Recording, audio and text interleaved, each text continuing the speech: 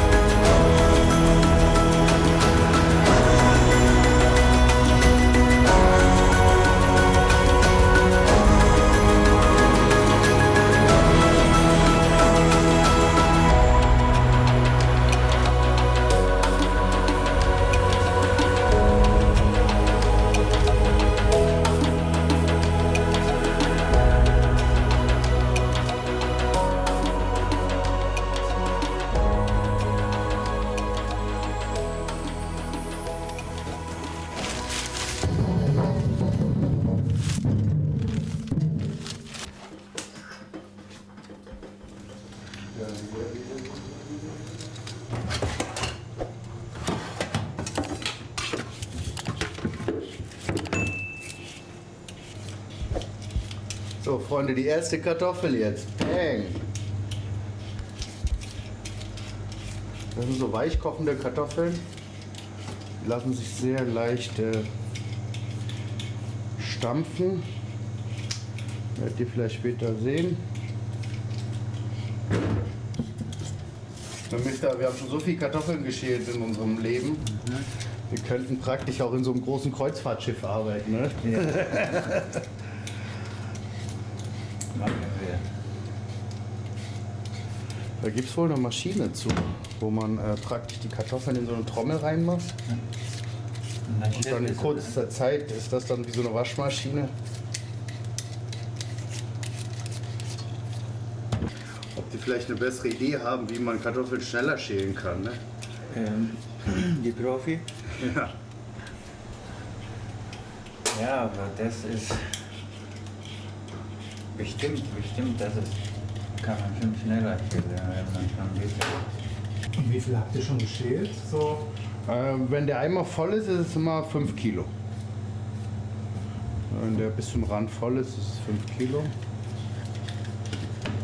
Und wie viel braucht ihr? Wir brauchen so 15 Kilo für die Masala-Kartoffeln. Hier, der Korb geht an Dennis Schröder. Komm vorbei, hilf uns die Kartoffeln schälen. Zack.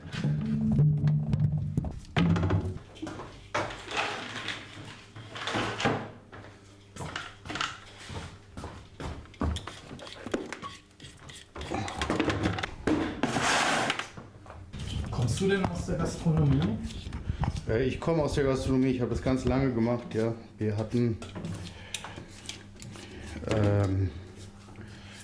ich habe lange Zeit in der Bar gearbeitet. Dann mit 18 oder so, erstmal in Kreuzberg, immer dann in der Schule. Und dann so klassisch erstmal Kellner. Dann irgendwie mit 19, 20 dann... wo diese Cocktailstoben irgendwie in den 2000ern nach Berlin gekommen ist, wo viele Leute angefangen haben, Cocktail zu trinken. Das war praktisch die Zeit, wo wir so eingestiegen sind. Viel in Kreuzberg gearbeitet, Schöneberg. Genau. War eine spannende Zeit. Und wie bist du dazu gekommen, dass du dann jetzt selber Soße machst? Die Dosa-Idee, die ist von 2010 entstanden. Wir hatten in Neukölln im Schillerkiez ein Café, das hieß Café Pappelreihe. Das haben wir 2010, 11 angefangen einzurichten und zu betreiben. Und da haben wir schon Dosa verkauft. Und wie so oft in Berlin hat die Hausverwaltung geändert, der Eigentümer irgendwie aus Österreich, und hat dann gesagt, nach diesen Jahren der Mietverhältnisses, dass wir da raus müssen. Oder wir zahlen 130% mehr Miete extra. Das war praktisch kurz nach Corona, 24, Anfang 24, und das hat dann hinten und vorne nicht mehr geklappt. Das war alles viel zu teuer, Lebensmittelpreise, Strom, Gas, und dann mussten wir tatsächlich nach 14 Jahren mussten wir dieses Kiezcafé mussten wir schließen. Und dann haben wir uns gedacht, okay, dann gucken wir mal, wie wir das Masala Dosa irgendwie stylisch auf die Straße bringen. Und deine Wurzeln, wo sind sie? Meine Eltern kommen aus Sri Lanka, aus Norden von Sri Lanka. Ich bin Tamile, habe hier in Kreuzberg aufgewachsen. Also ich bin 81 hergekommen. Entschuldigung, 82. Ich bin jetzt 46. Und wir haben eigentlich immer in Kreuzberg gewohnt. Also schon zu Mauerzeiten. Genau. Also Berliner. Oder Kreuzberger. Kreuzberger würde ich sagen, ne? Streng genommen ist ja praktisch. Was haben Sie gemacht? 2 Generationen ist, glaube ich, dann dafür kommst du irgendwo her. Nach deutscher Definition. Wir fühlen uns schon sehr nach West-Berlin. Berliner würde ich nicht sagen, dass wir. Aber wir sind West-Berliner Kreuzberger, ja.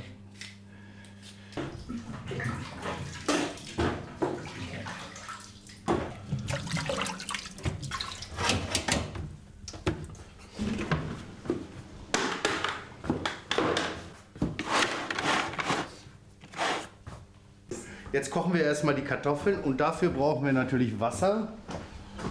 Für diesen Riesentopf. Da passen 20 Liter rein. So.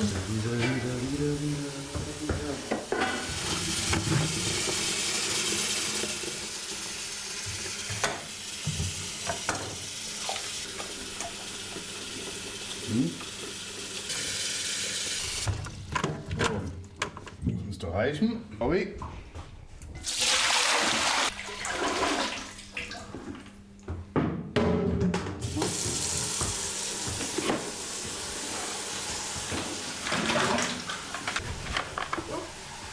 Und 2. Und 1.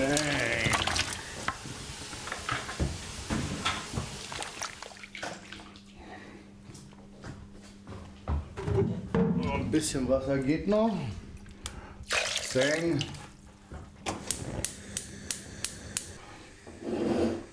20 Kilo köcheln jetzt. Salz.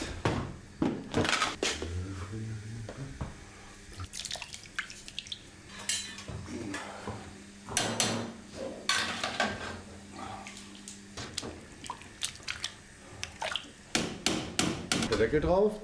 Eine halbe Stunde. Was ist jetzt sozusagen das, ist das die Grundbasis? Die Basis für die Masala-Kartoffeln ist das. Das wird gekocht erstmal und dann kommen da verschiedene Gewürze rein, Chili, Ingwer, Zwiebeln und dann wird das zusammen vermischt mit so einem Stampfer.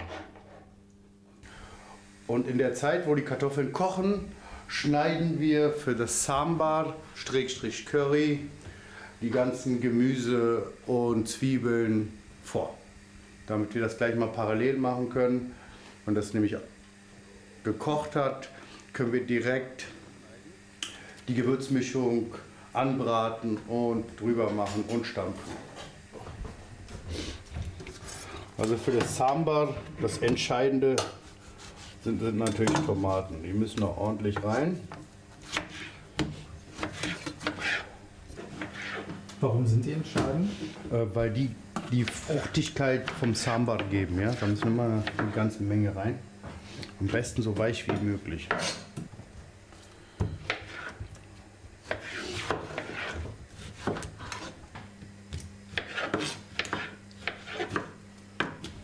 Und woher ist das Rezept?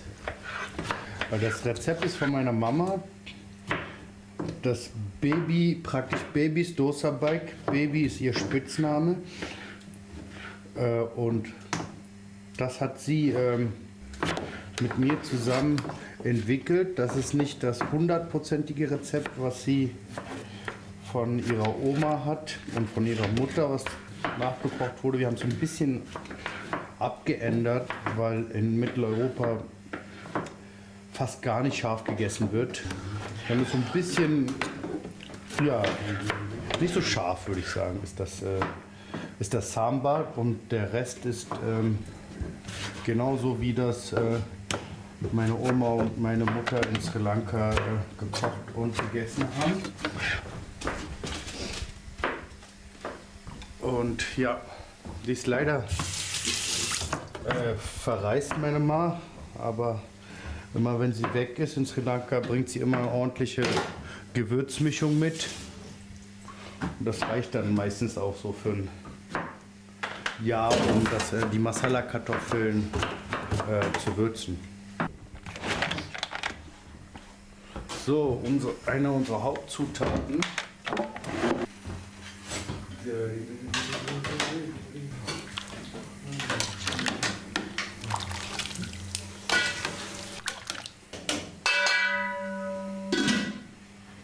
Bing.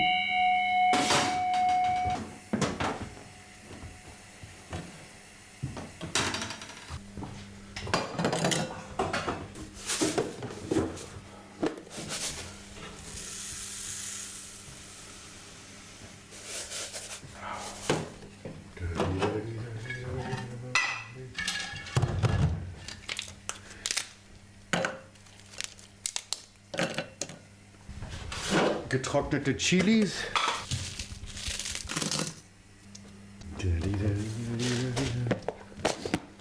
Das ist Durdal, das kommt auch in die Masala-Kartoffeln mit rein. Genau, in den Masala-Kartoffeln kommen 4 entscheidende Zutaten mit rein. Das ist einmal getrocknete Chili, Zimt, Senfkörner und Durdal. Genau, und das sind frische Curryblätter. Die sind nicht immer einfach zu bekommen. Wir haben einen Freund, der hat einen Asia-Shop, der hebt immer für uns welche auf. Warum ist das so schwer, die zu bekommen? Na, die frisch zu bekommen, weil die Leute, die Asia-Shops lagern die immer und nach einer Woche sind die dann schon so dunkel. Die muss man so ein bisschen dann aussortieren. So sehen die, wenn die vertrocknet sind, aus. Und hier, der ist der perfekte und der schmeckt dann auch einfach so.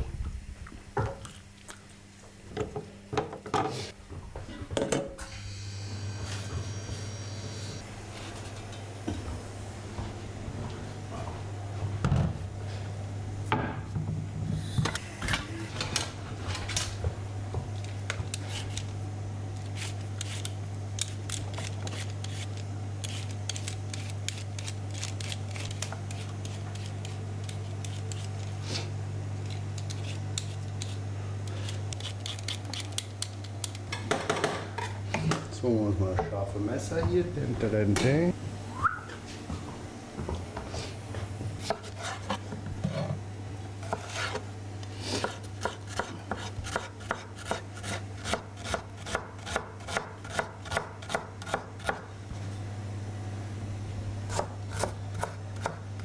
man die einfach nur in grobe Stücke erstmal schneidet.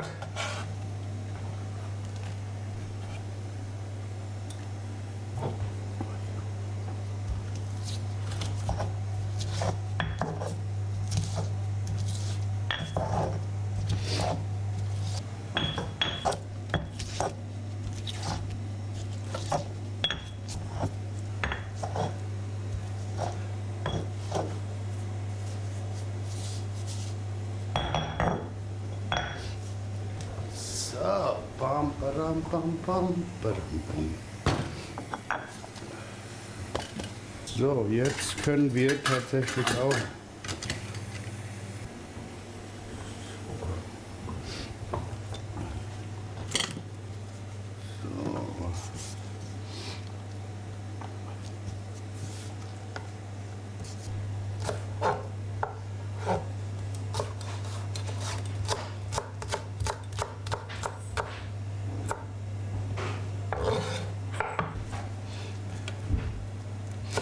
Jeder kann da selber entscheiden, wie viel grüne Chilis reingemacht wird. Da bei uns immer in größeren Portionen Kartoffel produziert wird, machen wir natürlich ein bisschen mehr rein.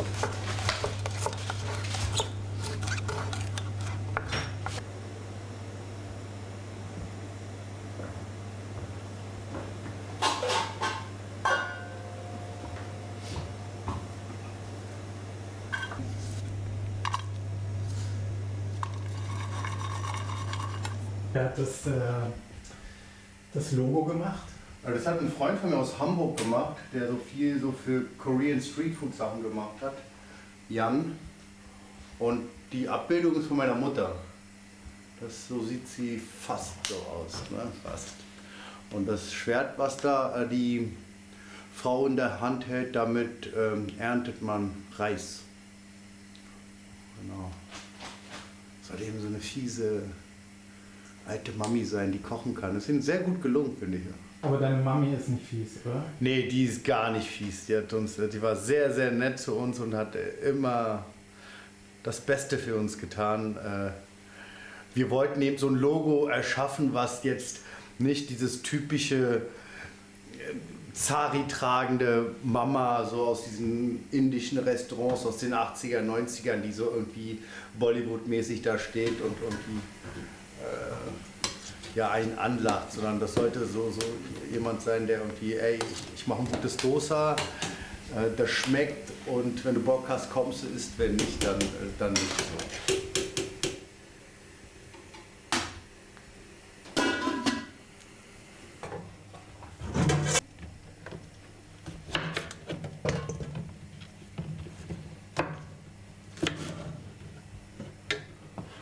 Ich kann ja vielleicht die Stiele abmachen und du schneidest es einfach durch, oder? Okay, Dann sparen wir uns ein bisschen.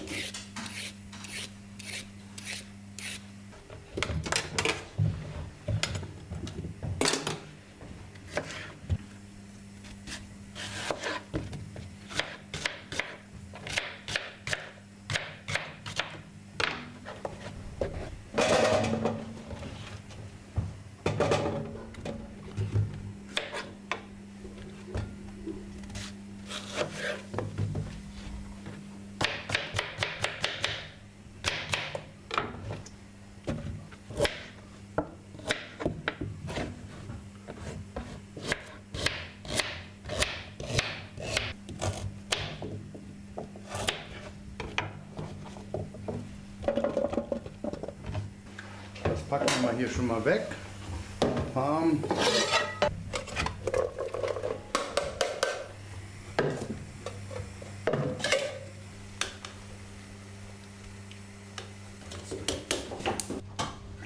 Die Kartoffeln sind fertig. Die Paprika kommt auch rüber. Okay. Jetzt kommen die Babyzwiebeln dran. Ne?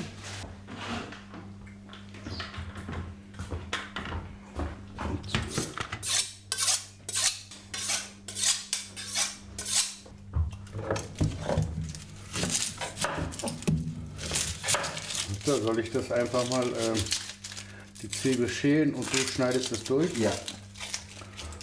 Einfacher.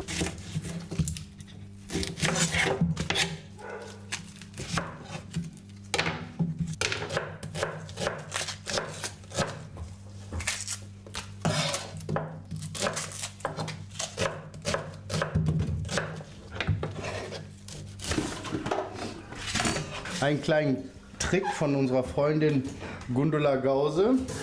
Die sagt beim Zwiebelschneiden, Wenn man das Wasser nimmt. und dann trinkt man einen kleinen Schluck und dann, wenn man dann die Zwiebel schneidet, drehen die Augen nicht. Mache ich jetzt. Ihr könnt ja verfolgen, wie das dann bei mir eine Auswirkung hat.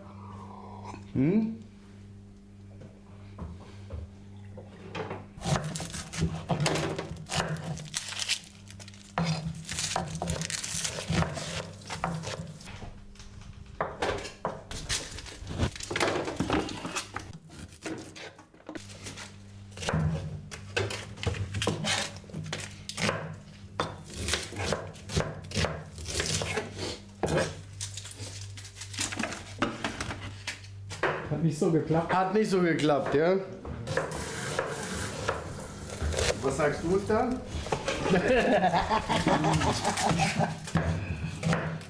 Also Sonnenbrille, das wäre doch mal so ein Ding. Mal ausprobieren. Ich könnte auch mal ein paar Tipps gebrauchen, wie man Zwiebeln drehen kann, ohne dass man rumheult, oder? Ja, es gibt immer wieder, aber ich glaube, ich frage mal, ich glaube. Die Leute, die diese Tipps geben, ich glaube, ich schneide nicht so viel Zwiebeln. Ja, oder die machen das nur vor ein paar Spiegel. Shivas Hand schneidet Zwiebeln und zack, zack.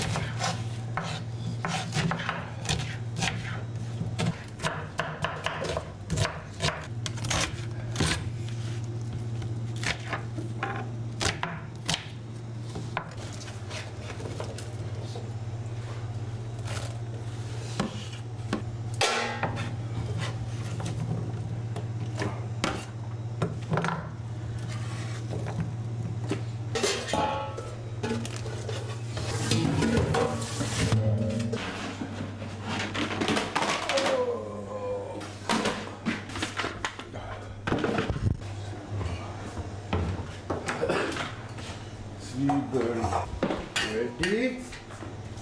Jetzt kommen wir mal in den Abwasch.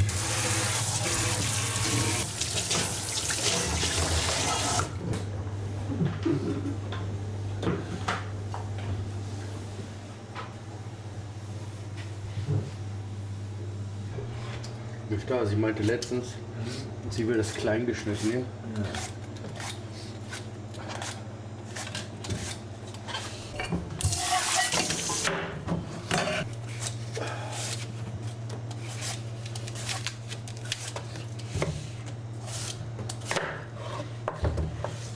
Die gleiche? Oder ist einfach Ja, so ist gut. Also so? 8 Stück. Oder?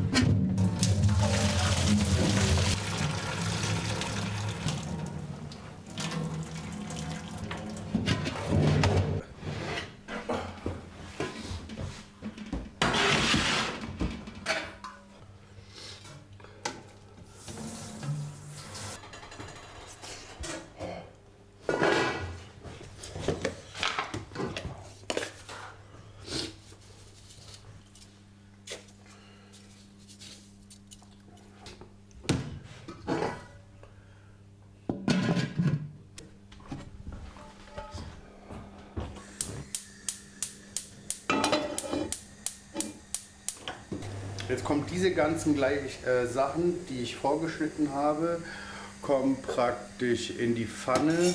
Mit Öl werden die erhitzt.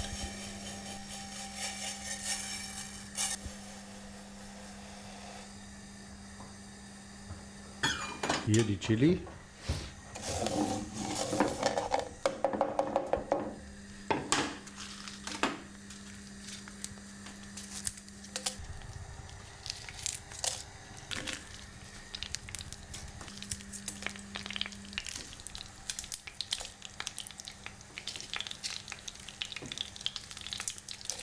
Also umrühren.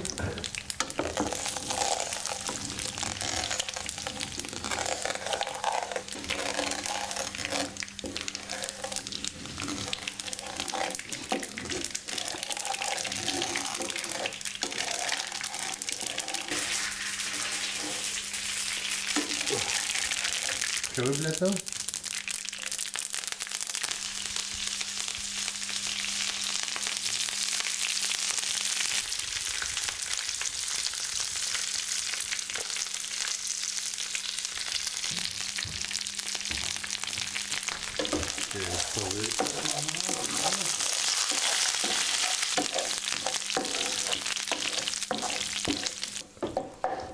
Jetzt kommen die Dahl.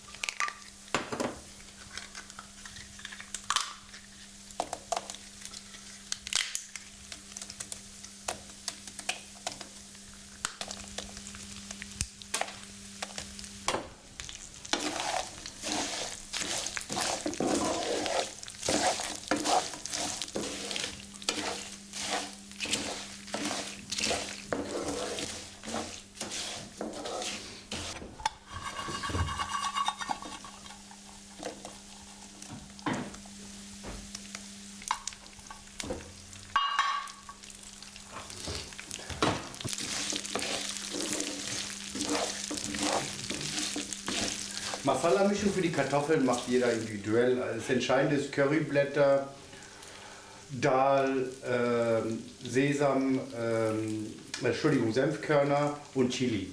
Der Rest ist, kann jeder selber entscheiden. Oh. Schauen wir es mal durch.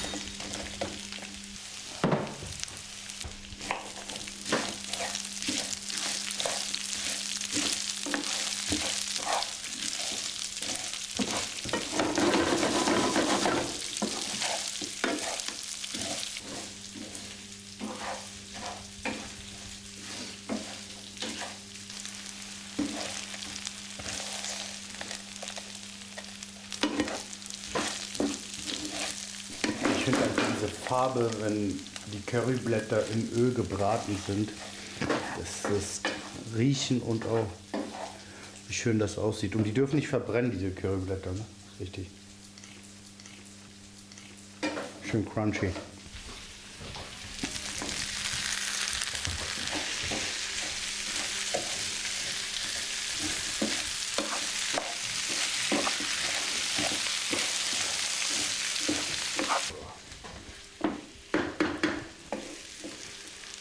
das war's jetzt praktisch, bis die Frau kommt und das Curry macht. Das kommt jetzt hier rauf.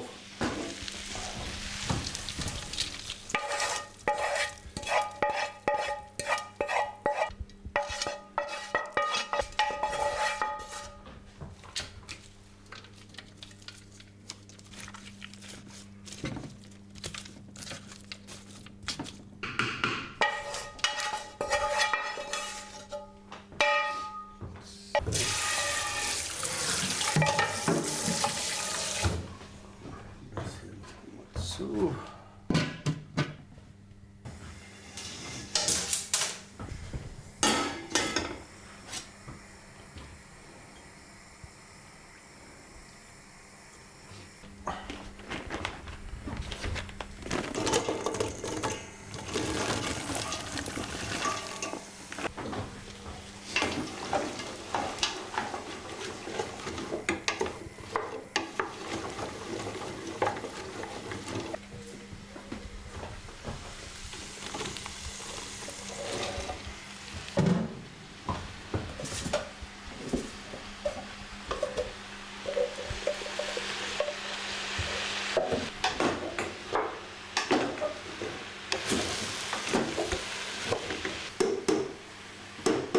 Muss jetzt ein bisschen köcheln und hier so selbst gegrindetes Masala-Pulver.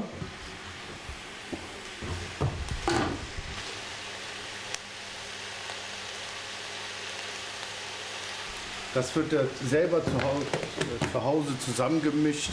In dem Fall kommt es aus Pondicherry, wo meine Mutter gerade ist.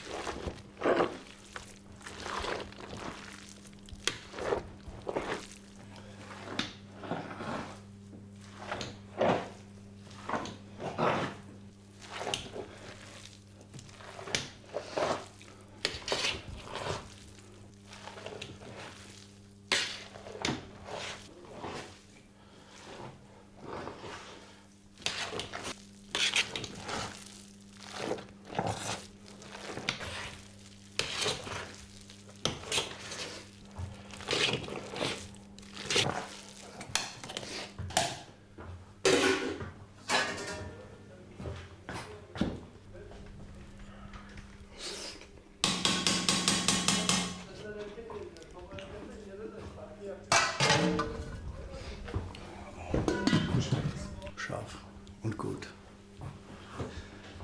Das füllen wir dann nachher um in die 5 Liter Eimer, abkühlen und dann ist es morgen Start ready.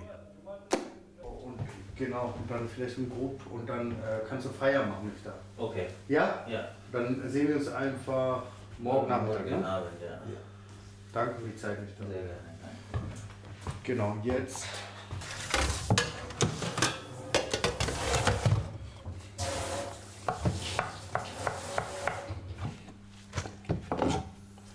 Das ist praktisch für das Dosa Dürüm.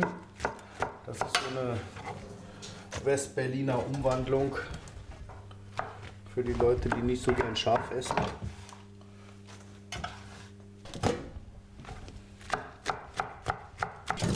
Du hattest schon gesagt, saisonales Gemüse nimmt ihr immer? Nee, wir gucken bei den Pilzen, ob wir wechseln immer zwischen Champignon und Austernpilzen.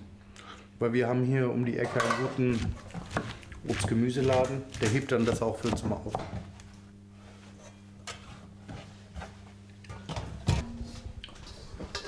Zack.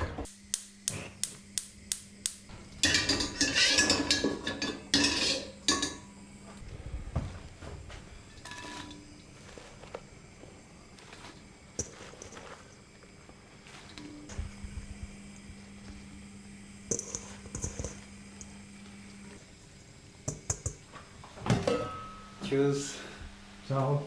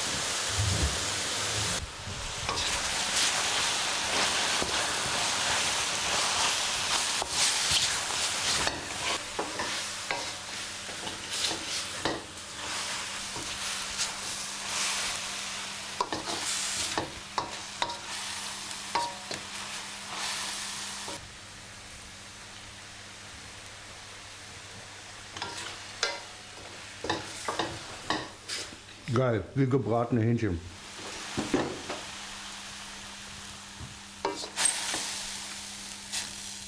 Das Essen, wo meine Mutter herkommt, es ist eigentlich zu 80% vegan. Und da wird so ein bisschen Joghurt, ein bisschen Ghee, so diese geklärte Butter benutzt. Aber es ist vegan. Das hat auch so mit hinduistischem Background zu tun.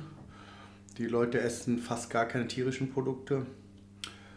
Da das so ein bisschen, ja eine konservative hinduistische Region ist, achten die Leute sehr drauf. Und wie ist das bei dir? Ich gucke, dass ich nicht zu... Ich esse eigentlich alles, aber ich esse jetzt nicht überall draußen einen Döner, sagen wir das mal so. Genau. Aber sonst, ich esse alles. Genau, jetzt machen wir machen noch so eingelegte Zwiebeln mit Essig.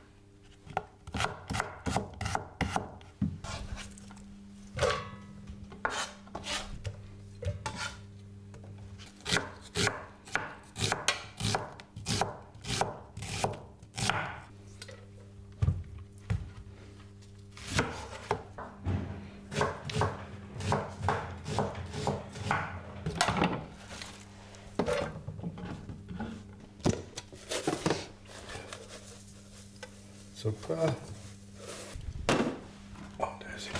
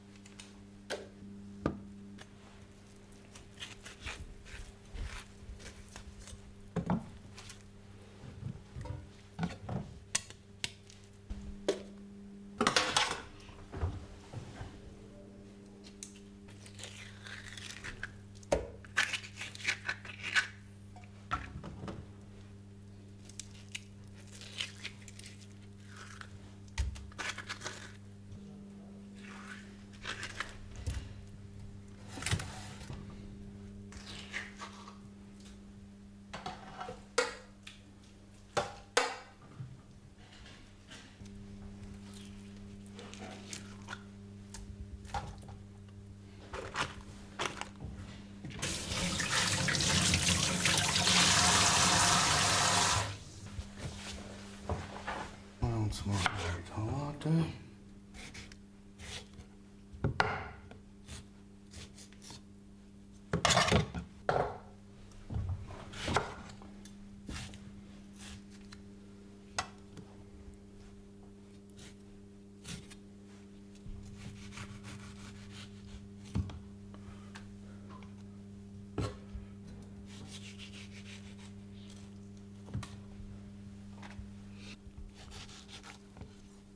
Weshalb wird das jetzt so getrennt? Sonst wird das alles zu Matschi mit der Avocado, weißt du?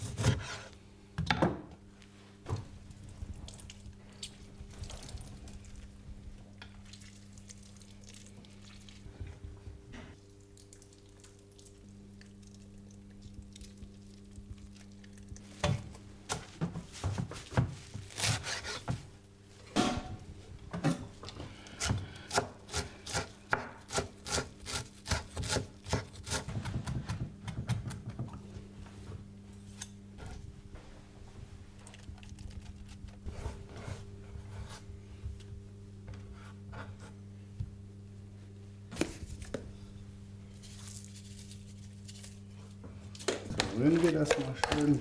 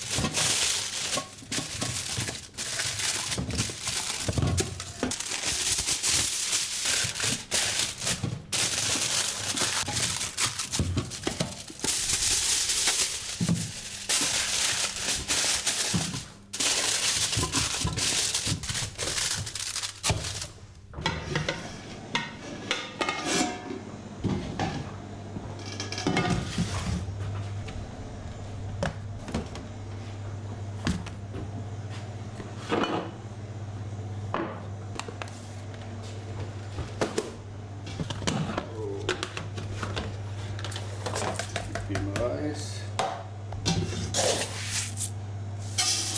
Für das Dosa brauchen wir Urid Dal, Broken Rice, also Bruchreis, Boxhornklee und Tur Dal.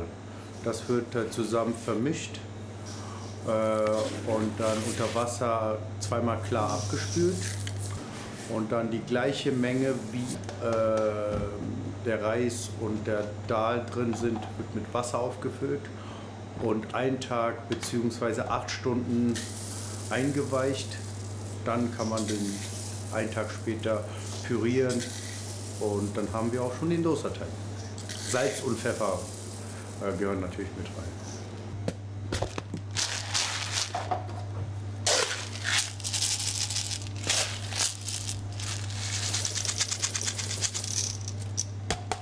Warum wird der Teig jetzt hier nicht fertig gemacht? Den haben wir schon vorbereitet, vor 2 Tagen. Der normale Ablauf wäre eben, dass wir jetzt da Wasser reinmachen, zweimal gründlich durchwaschen und dann die gleiche Menge an Reis und Linsen mit Wasser wieder füllen, 1 Tag stehen lassen und dann würden wir den durchpürieren und in verschiedene Behältnisse packen und dann fermentiert der 1 Tag durch. Und dann ist der Start bereit. Ein bisschen Wasser muss noch rein, damit das nicht zu dickflüssig ist.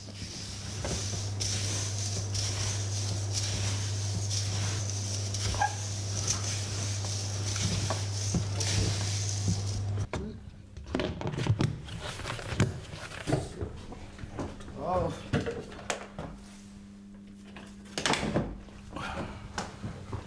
So sieht der Teig dann aus, wenn er durchgeworden ist.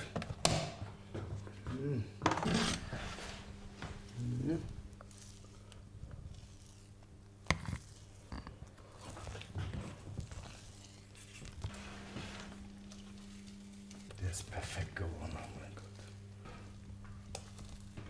So sieht der fertige Dosa-Teig aus, der 1 Tag fermentiert hat. Und das ist die perfekte Konsistenz, wenn das so ein bisschen dickflüssig ist. Ich muss immer so an Smoothie denken, wenn man da viele Früchte reingemacht hat, am besten gefrorene Früchte. Und genau so muss er sich auch, so sieht er aus und muss sich auch anhören. Genau, die Bläschen, das sieht man hier vielleicht, hier unten zum Beispiel, diese kleinen Bläschen.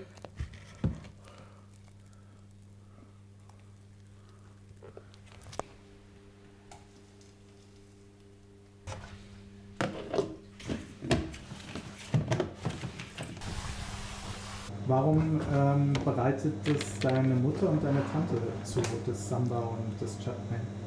Das Sambar und Chutney, gehört so ein bisschen Kocherfahrung dazu und so diese kleinen raffinierten Sachen zu machen. Deswegen machen die das von Tag 1, besonders meine Mutter, und meine Tante kommt dann und die trinken dann Tee zusammen und machen das ganz entspannt. Wir würden euch gerne auch meine Mutter zeigen, sie ist leider verreist, und meine Tante, die jetzt das für euch gleich kochen wird. Sie will nicht im Netz auftauchen, weil sie einfach schüchtern ist. Genau, ich würde sagen, also aus Schüchternheit werdet ihr ihr Gesicht nicht sehen, aber habt trotzdem Freude dran, sie zu beobachten, wie sie kocht.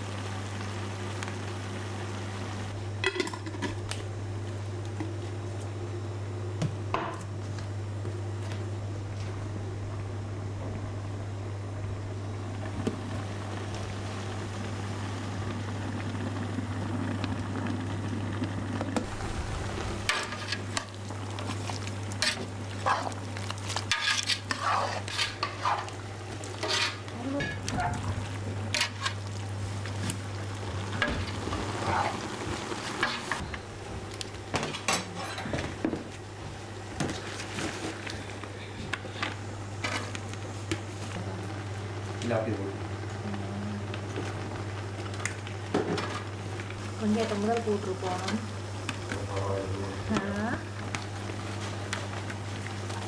வீட்டில் வேறு இருக்கு. லிட்டருக்கு 2 வெங்காயத்தை முதல் முதல் போகணும். முதல் போட்டுட்டு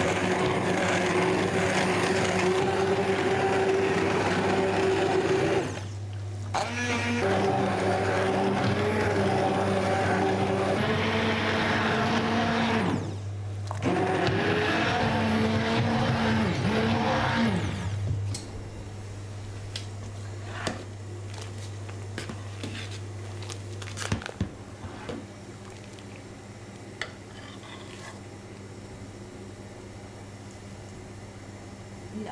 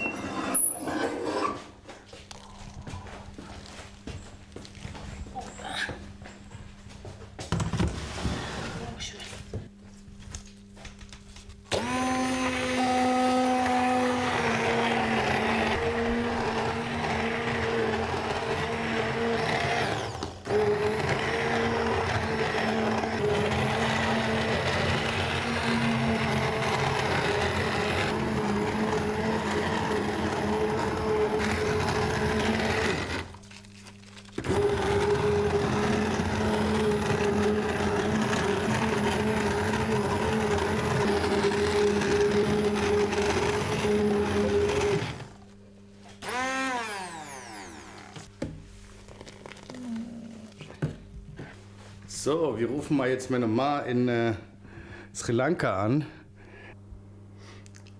Die sitzt da wahrscheinlich im Garten in der Sonne unter dem Mangobaum.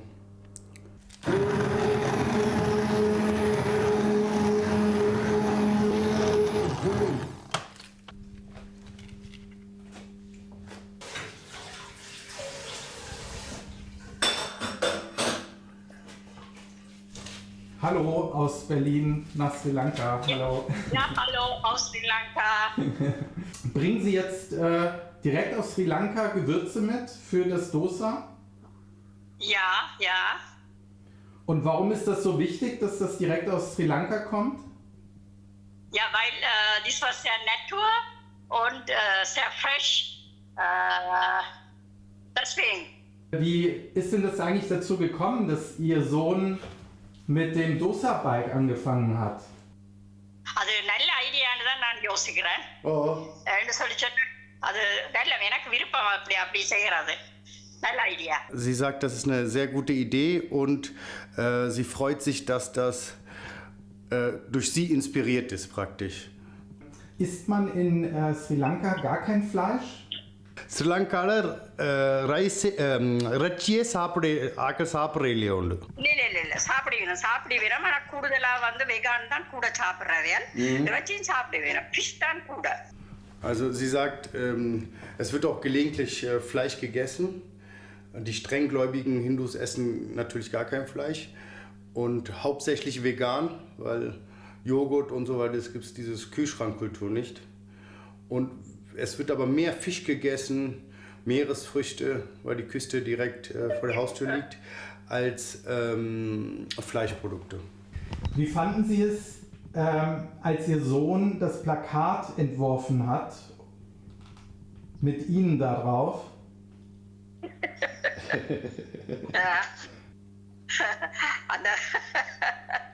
அந்த அறிவாளோட இருக்கிறதும் அது ஒரு நேரத்துல வடிவா தான் இருக்குது. வித்தியாசமா இருக்குது. Sie meinte, als sie das gesehen hat, hat sie sich sehr drüber gefreut. Aber sie sieht sich selber nicht in dem Bild, aber die Idee mit dem Schwert, womit man ja eigentlich Reis erntet, das findet sie sehr witzig und sie amüsiert sich darüber. Auch jetzt noch. Woher stammt das Rezept? Von meiner Mama.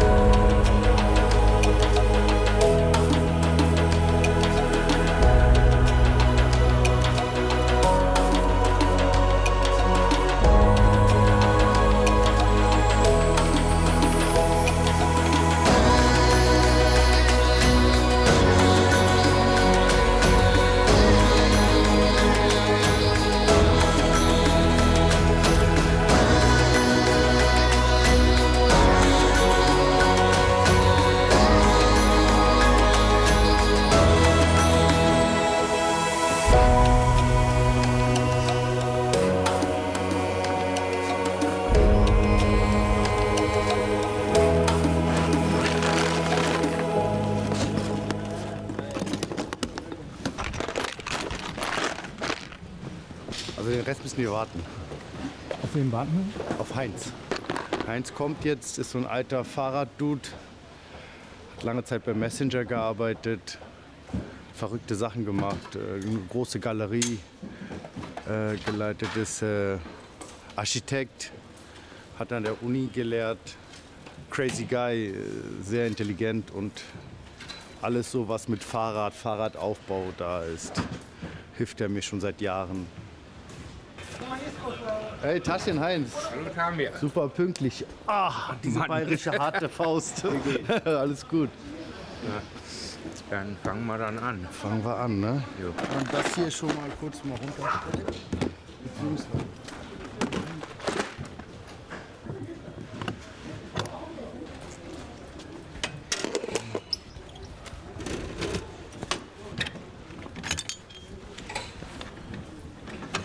1, 2, 3.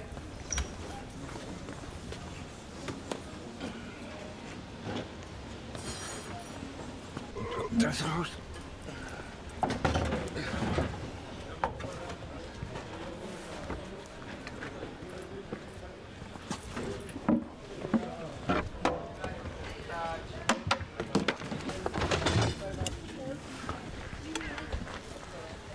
Weiß nicht, ob ich den richtigen habe. Okay. Allez, hopp!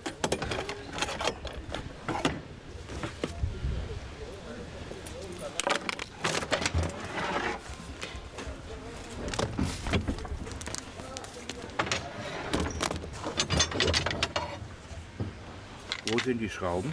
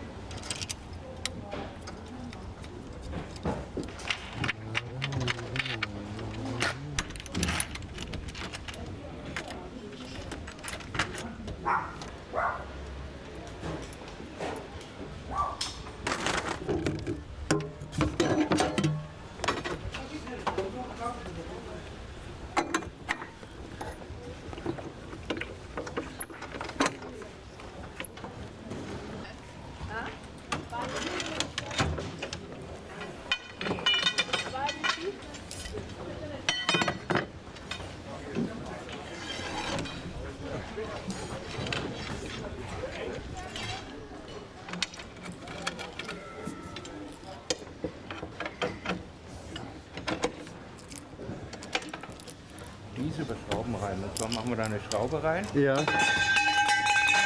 und auf der anderen Seite kontern wir das, sodass das immer beweglich bleibt. Die Schrauben, die nicht lösen, wird besser.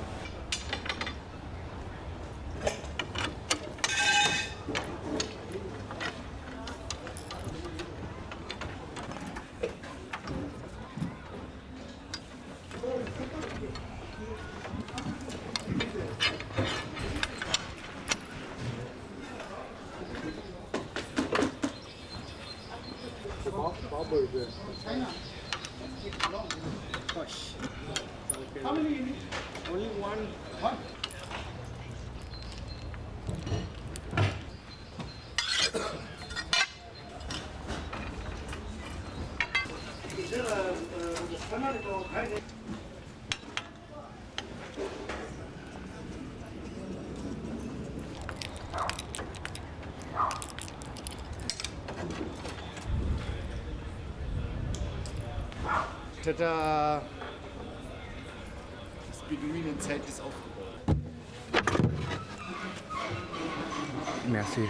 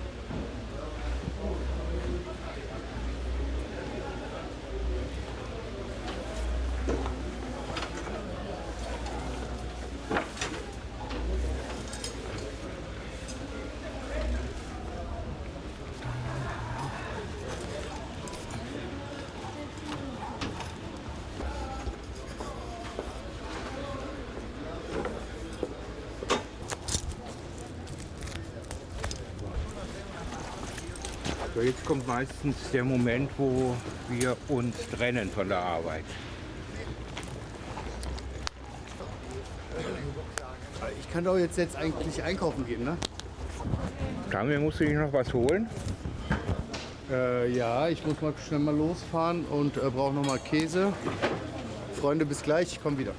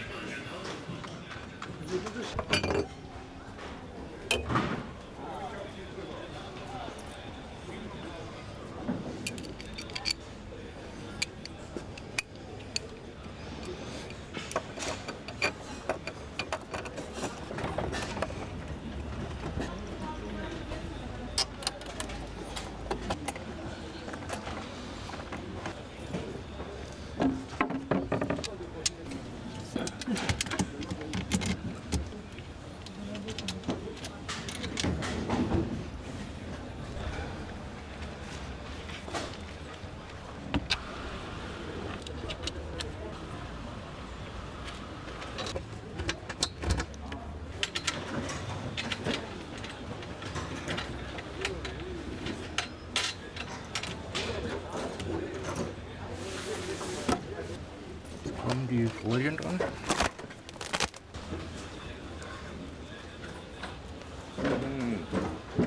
Hier drüben.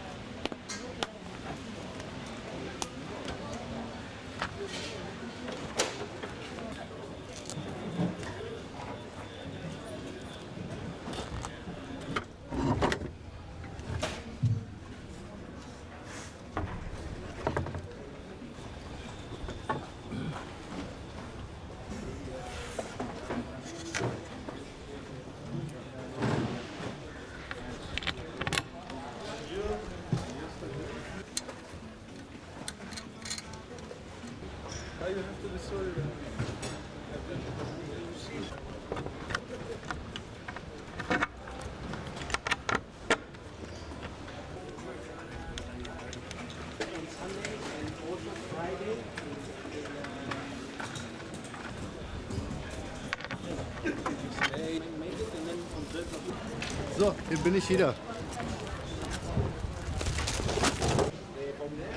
So, Hallo. Hier ist er wieder zurück.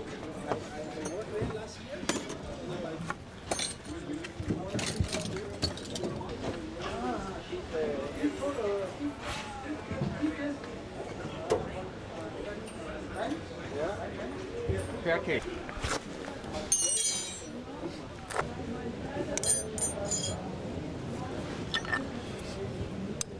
So, Heinz hat mir beigebracht, nicht so klopfen, so hämmern, sondern so.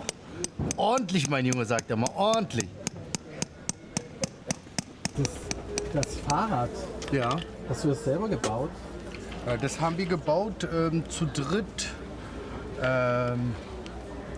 Genau, zu dritt ein Schweißer, ein Tischler und ich. Nach den Ideen von mir. Genau, wir waren zu dritt. Und viele andere Leute, die irgendwie Senf dazugegeben haben, inspirieren lassen haben.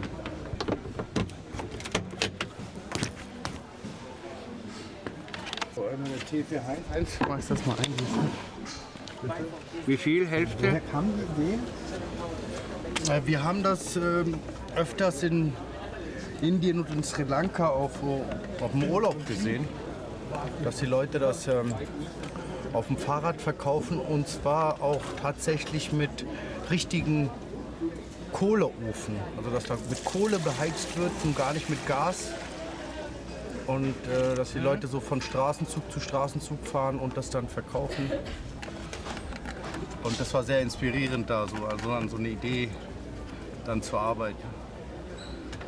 In Südasien gibt es eben keine großen Hygieneverordnungen. Hier muss ja die Arbeitsplatte, alles aus Edelstahl sein, Waschbecken und diese ganzen Sachen. Und da ist es leichter umzusetzen und hier war das so ein bisschen schwieriger als erster, so mit Masala Dosa, glaube ich, in Deutschland. Aber wie man sieht, hat es geklappt.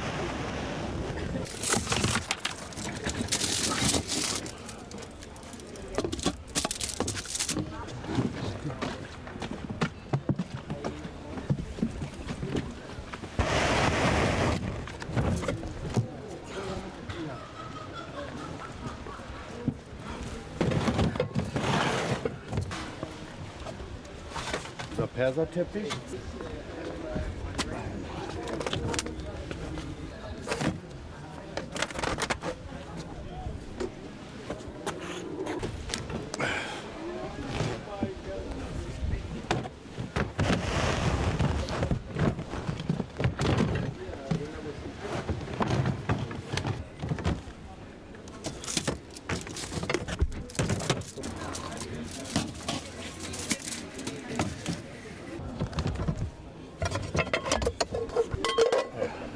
Aber die Platte kannst du mir geben.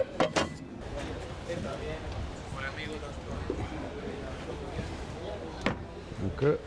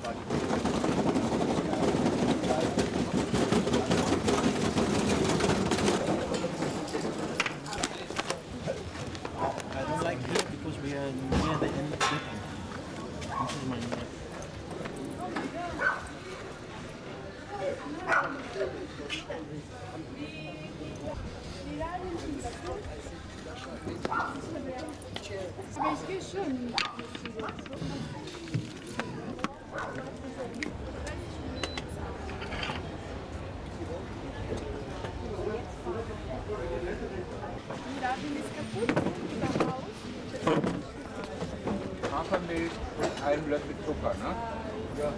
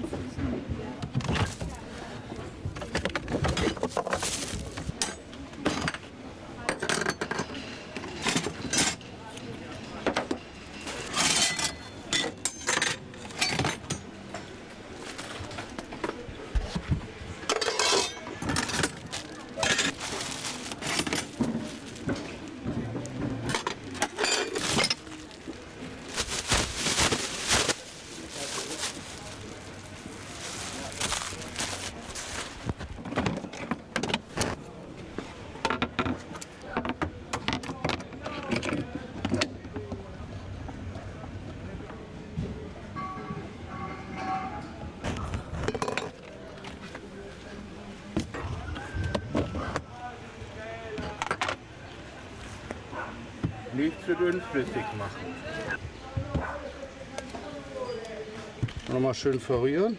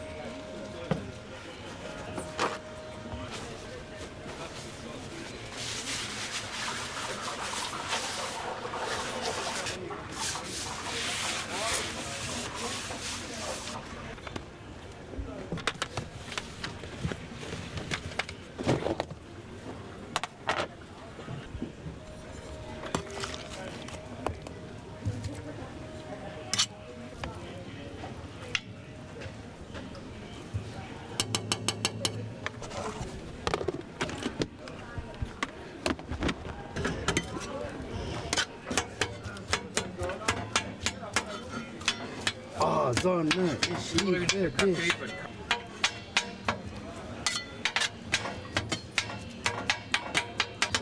Also nicht zu verwechseln mit dem sri lankanischen Kottu Roti, ihr Tamilen, wenn ihr das sehen solltet.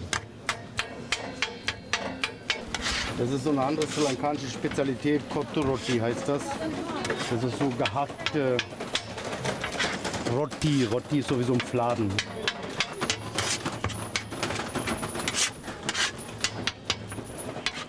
Ne, nicht wahr?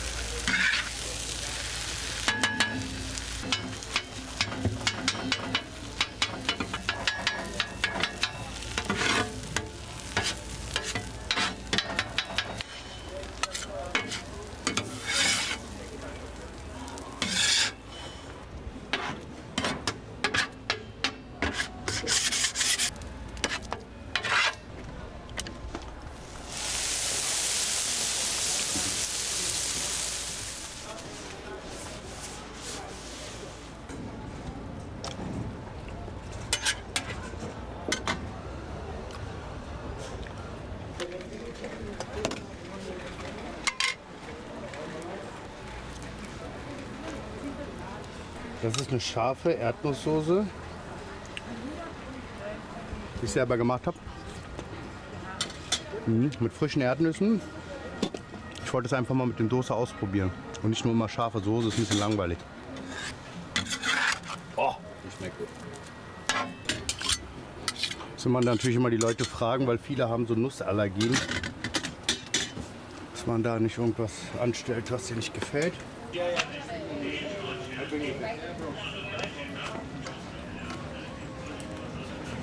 Genau, das ist unser Dosa Dürüm. Den habe ich entwickelt als eine Kollabo zwischen Dosa und Döner. Und das läuft auch sehr gut, weil das ist praktisch. Man kann das so unterwegs essen, da ist kein Curry, nicht so viel Chutney dabei. Und die Leute feiern das und finden den Namen auch witzig. So, hallo Tamja. Jetzt haue ich mich dann vom Acker. Danke Heinz für die Hilfe. Ne? Wir sehen uns morgen früh. Sind's morgen. 9 Uhr. Alter Frische. Alter Frische, 9:30 Uhr. Okay, ciao, mach's gut. Seit wann kennt ihr euch? Wir kennen uns vom Café 2018. Ja, so 17, 18. Er hat immer hat ja so eine Fahrradkolumne. World Press heißen die. Und da hat er über uns geschrieben und hat ganz oft auch bei uns einfach mal gearbeitet.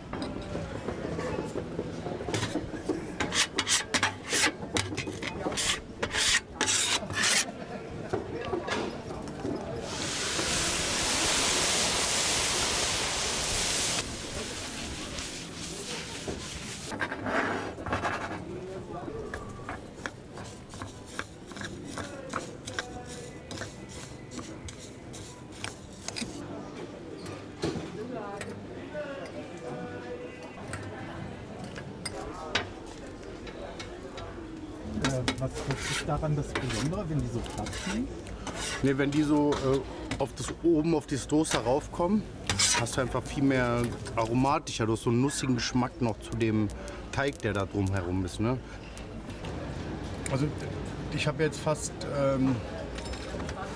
28 Jahre klassisch Gastronomie hinter mir, also in jeglichem Bereich.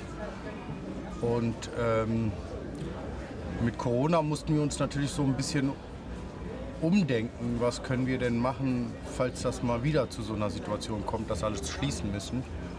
Und in der Zeit war eben auch die Idee zu sagen, okay, wir gehen das mal an und versuchen ein Dosa-Bike zu bauen. Und das hat eigentlich von Tag 1 schon funktioniert. Also in Kombination mit Fahrrad, nur 2 Produkte, gesund vor allen Dingen, es ist glutenfrei, es ist vegan, es ist Fast Food. Die Leute warten auch nicht so lange natürlich. Und ja. Und natürlich macht es Spaß, sonst würde ich das nicht machen. Ja? Das ist natürlich, wie ihr gesehen habt, eine riesen Vorarbeit, weil wir alles einen Tag vorher frisch kochen. Bis es dann hierher kommt und aufbauen, die erste Portion sind mehrere Stunden weg. Aber wenn es dann funktioniert, macht es noch mehr Spaß. Das denn? Ja, du kannst dir gerne einziehen. Alias, alias! Ja.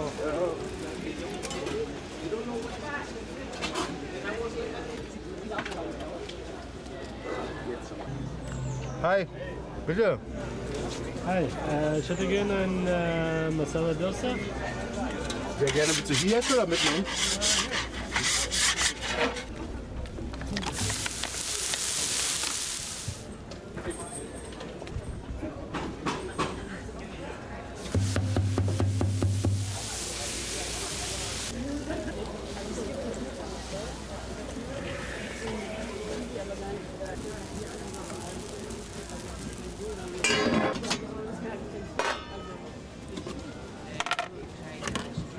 denke, dass ich so ein Ding habe und das gefallen ist. So, also klar kann man nicht immer noch variieren, ne, aber...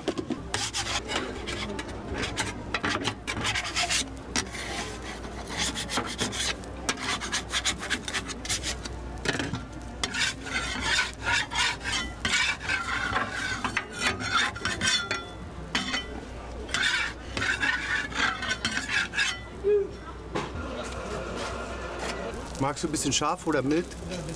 Da ist ein bisschen mit Erdnüsse mit drin. Frisch ist okay? Ja.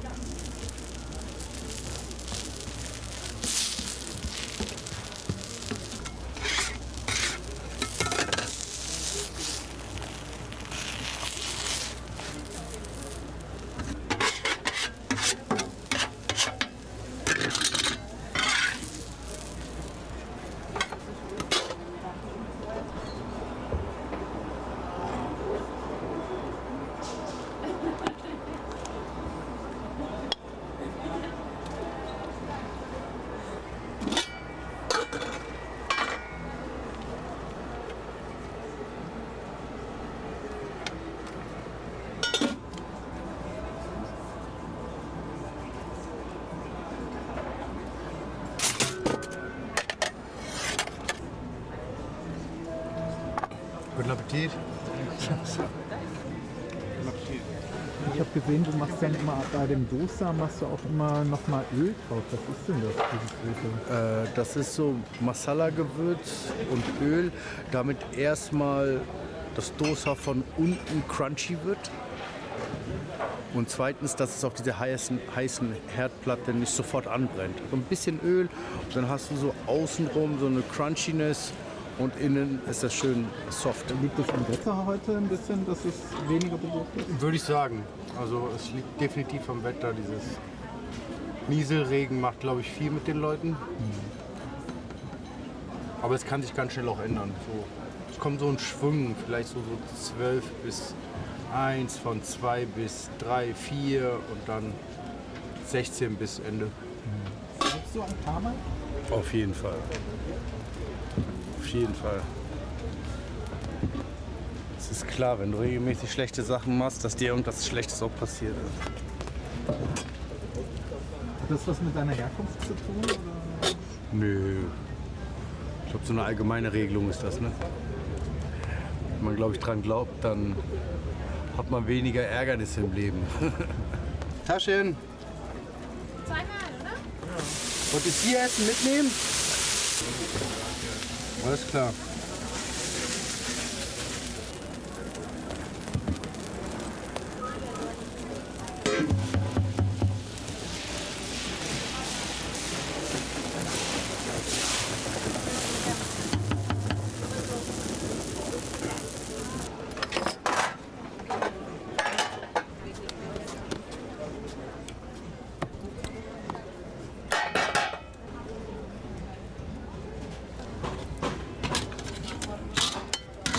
Wollt ihr scharf oder eher mild?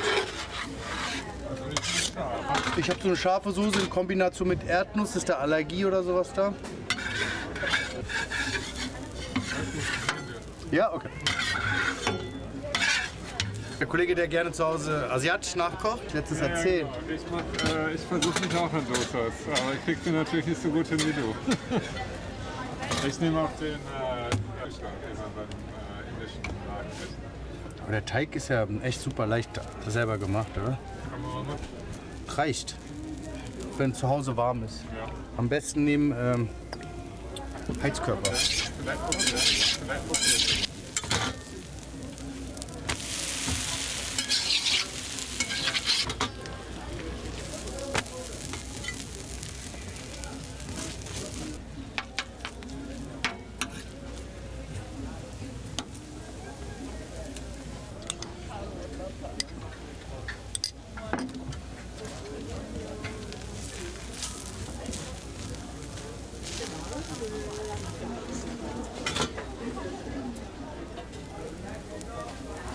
Es gibt eine Option mit Käse oder Ei oder vegan, wie es ist.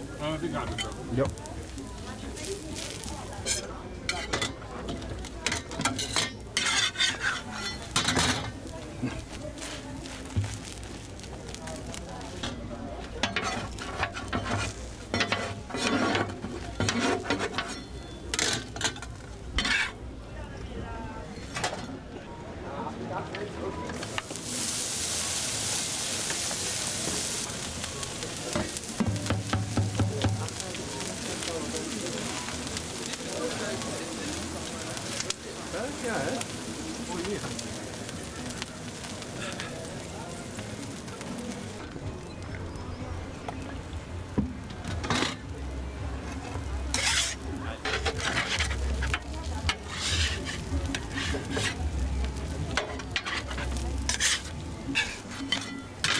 Hallo.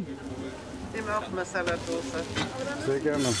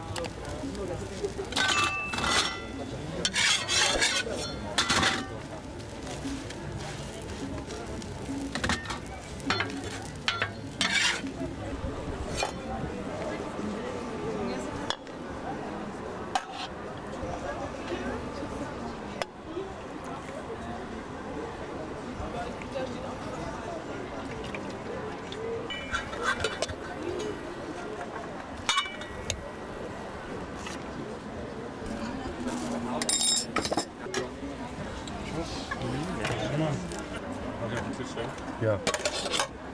Danke dir.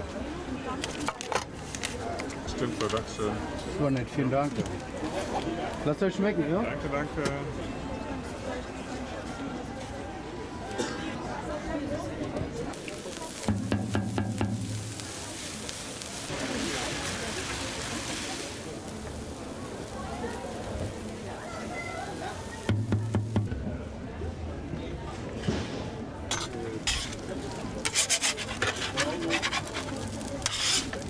Du wolltest auch hier essen, ne? Ja.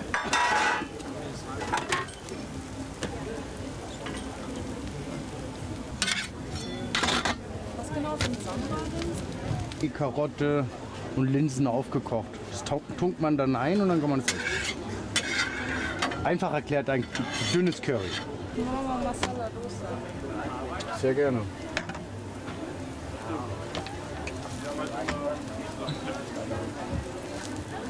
In der scharfen Soße ist Erdnuss mit dabei, ist kein Problem, ne? Nein. Zum Glück nicht.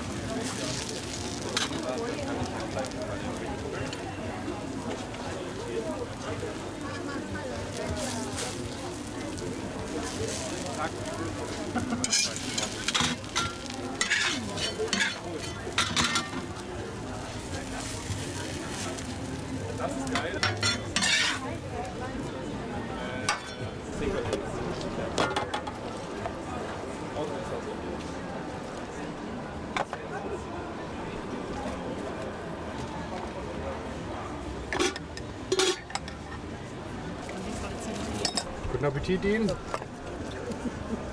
Stimmt so, danke. So, vielen Dank. Guten Appetit. Hallo. Hallo. Hallo. Welche ist davon irgendwas scharf? Nein. Ich habe so eine Erdnuss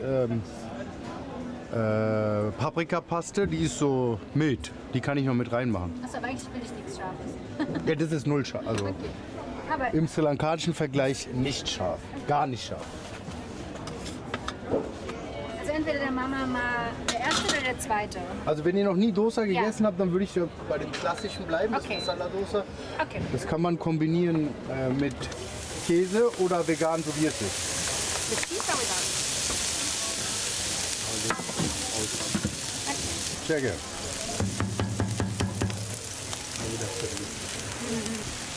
A very good one.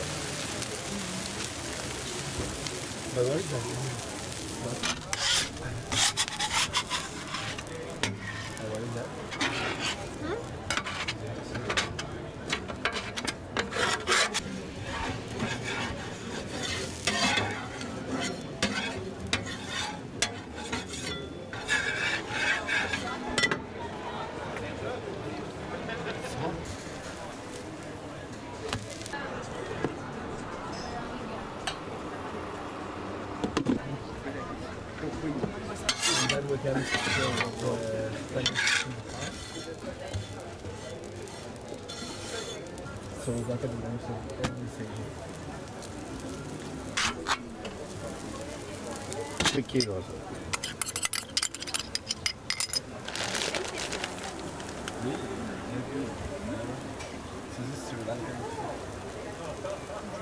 Just eating all the time. Every day. So much medication. I haven't been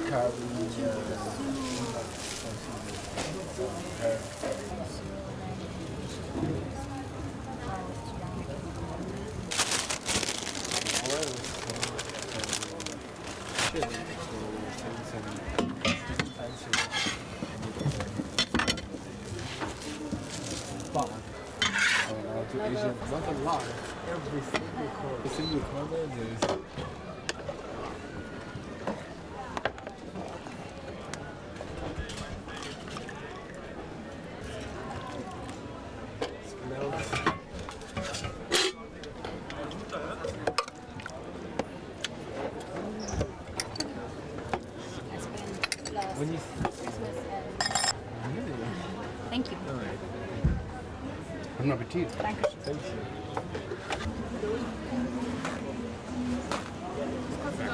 Das kostet extra, ja. Okay.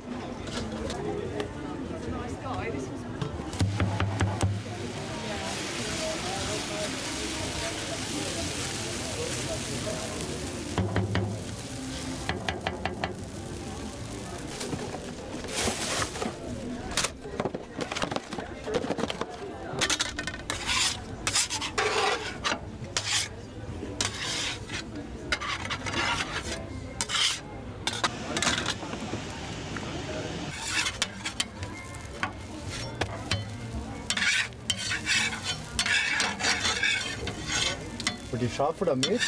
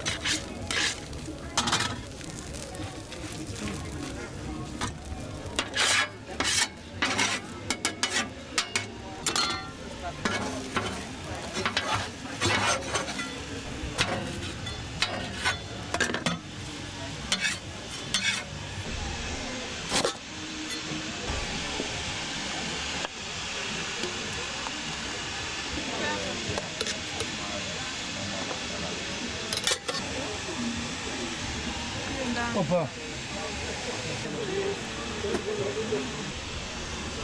Hier.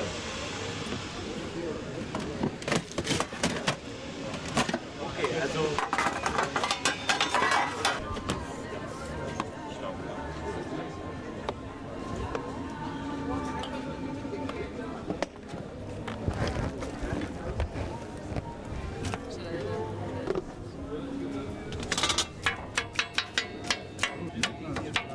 Yeah. What about you?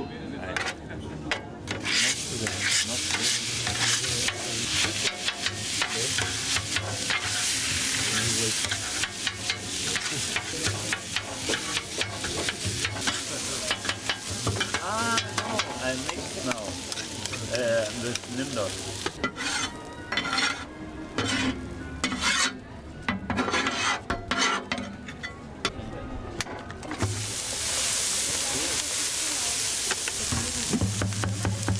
Huh? No, that's the masala dosa.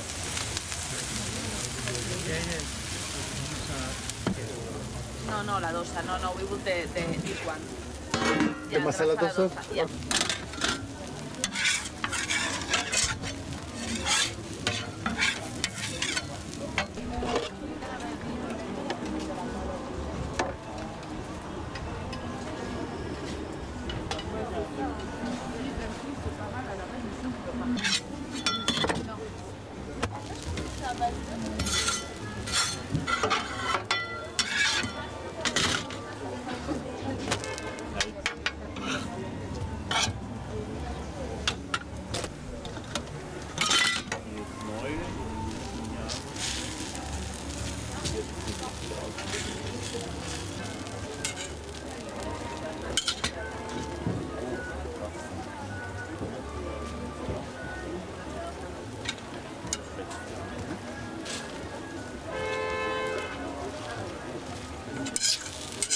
Ist der scharf oder mild? Ne, ist irgendwie jemand allergisch hier.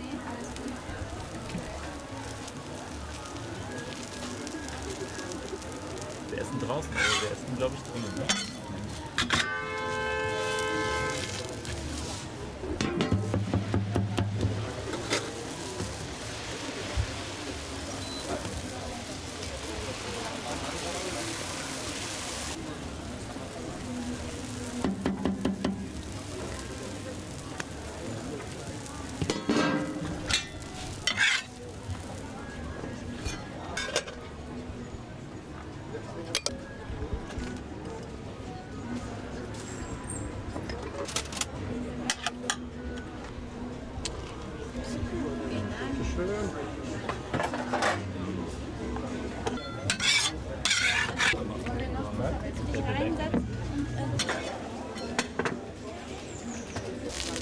Soll ich dir die Tür aufmachen?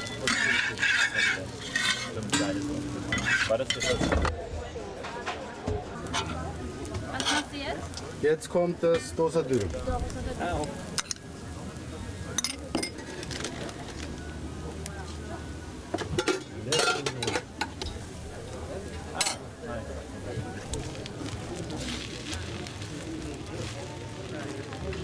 So I can interview him about better.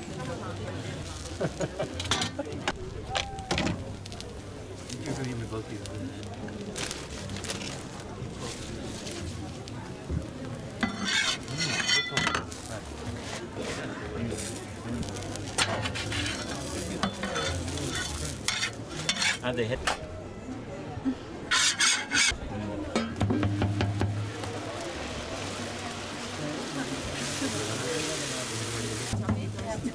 Zack, und dann rauf, irgendwie, ne? Ja, also ich würde das jetzt mal probieren wollen.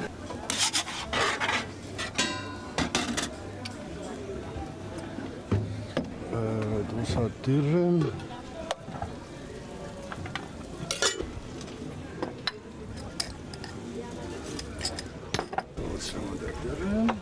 Dosa Dürüm. Oh, wo ist denn mein Geld? Mach einfach einen ganz normalen Dosa dann nochmal. Okay. Ja? Nächstes Mal nehmen wir dann mit Eier. Hier, guck mal, ich hab sowas.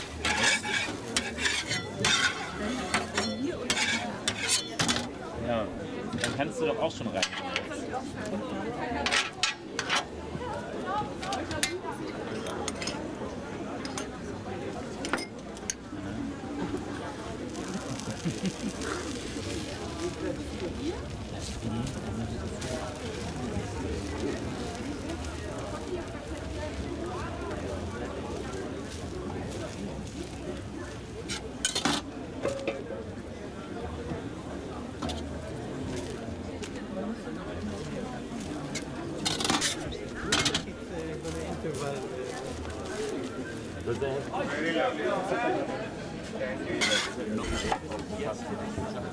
This is it.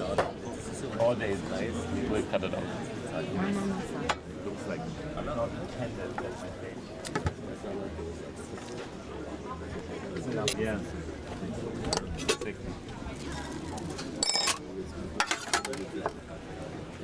Arkadaş, hoppa.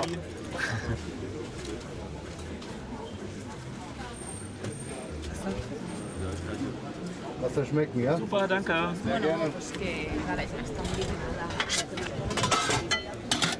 You can have the masala dosa with cheese when you want, or vegan, how it is.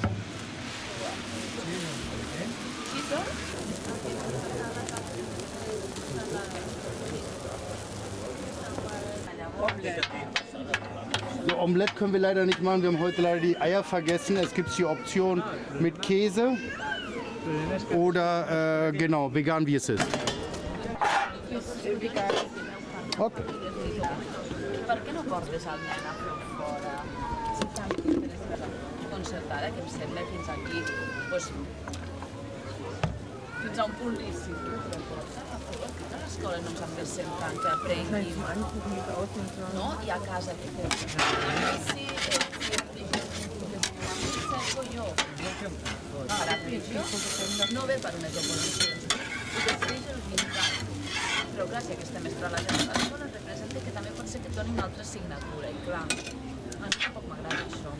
No vull que algú que tingui el tarannà religiós ho senti. El tema de l'abort no es tracta. Sabeu com no es pot tractar en una facultat de medicina i d'infermeria? Un tema com l'abort. I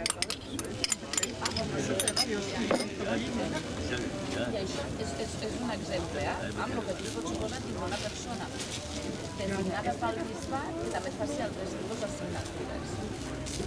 I és així. I a mi no em mola. I a mi no em mola. Què? Kein Koriander bei uns. Kein Koriander? Kein Koriander. Okay.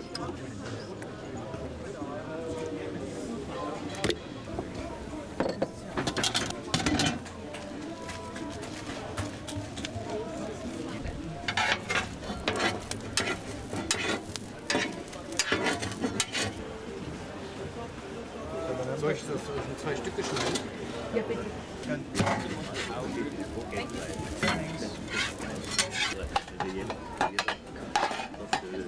Guck immer nur, dass du das auch kriegst, was du willst. Wenn du das ist, dann wenn du ganz schnell das dahinter hast, nee.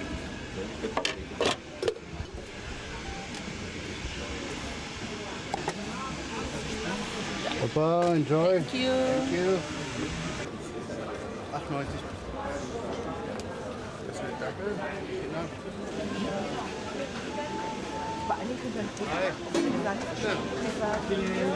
Was motiviert dich?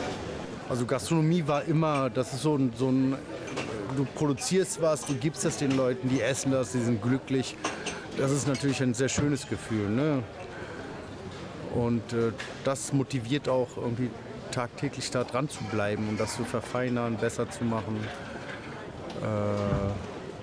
Das würde ich sagen, ja. Also du weißt, was du gerade gemacht hast und die Leute freuen sich, die essen das und sind happy drüber.